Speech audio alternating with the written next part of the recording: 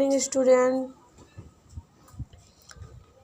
मैं आपको कबीर की साखियाँ के 4 दोहों का भावार्थ बता चुकी हूँ। अगला बताऊँगी आज। हिंदू मुआ राम कई मुसलमान खुदाए, कहे कबीर सो जीवता जो दूहू के निकट न जाए। इन पंक्तियों में कबीर दास जी कहते हैं कि हिंदू मुआ राम कहे, हिंदू राम राम कहता है और मुसलमान खुदा खुदा, लेकिन दोनों को कुछ भी नहीं मिलता है। ना हिंदू को राम राम कहने से राम मिल जाते हैं, ना मुसलमान को खुदा खुदा कहने से मिल जाते हैं। कबीर दास जी कहते हैं, कहे कबीर सो जीवता जो दूहू के निकट न जाए।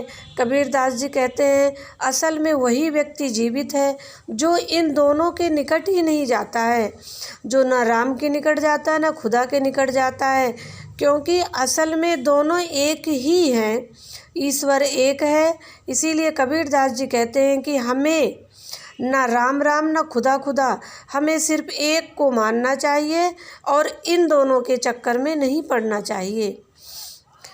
अगला है, काबा फिर काशी भया राम ही भया रहीम, मोटा चून मैदा भया बैठ कबीरा जीम।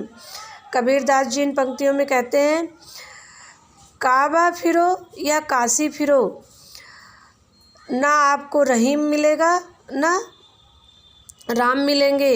चाहे काबा जाओ चाहे काशी जाओ, ना राम मिलेंगे ना रहीम मिलेंगे।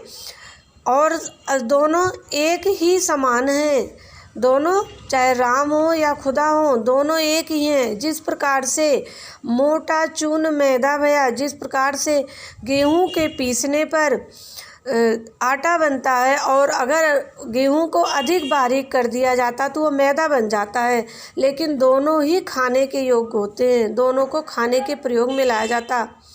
बैठ कबीरा जीम, कबीर दास जी कहते हैं कि जिस प्रकार से खाने पर दोनों एक ही स्वाद मिलता है, उसी प्रकार से चाहे राम का भजन करो चाहे रहीम का, दोनों ही रूप में हमें ईश्वर के दर्शन होते हैं।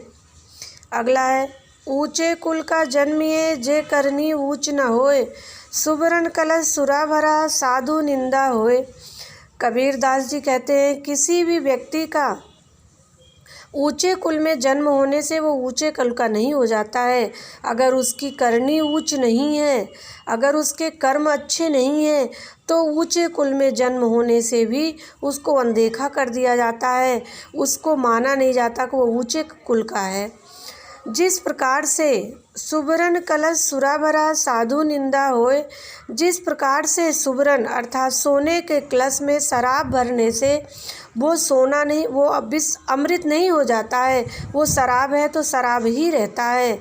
साधु निंदा होए, उस प्रकार से अच्छे चीज़ की भी निंदा होने लगती है। जिस प्रकार से सोने के कलश में शराब भरने से शराब ही रहता है, वो सोने का या अमृत नहीं बन जाता है, उसी प्रकार से ऊंचे कुल में जन्म लेने वाला व्यक्ति हमेशा अगर अच्छा कर्म नहीं करता तो वो निंदनीय होता है और उसको ऊंचे कुल के व्यक्ति नहीं माना जाता।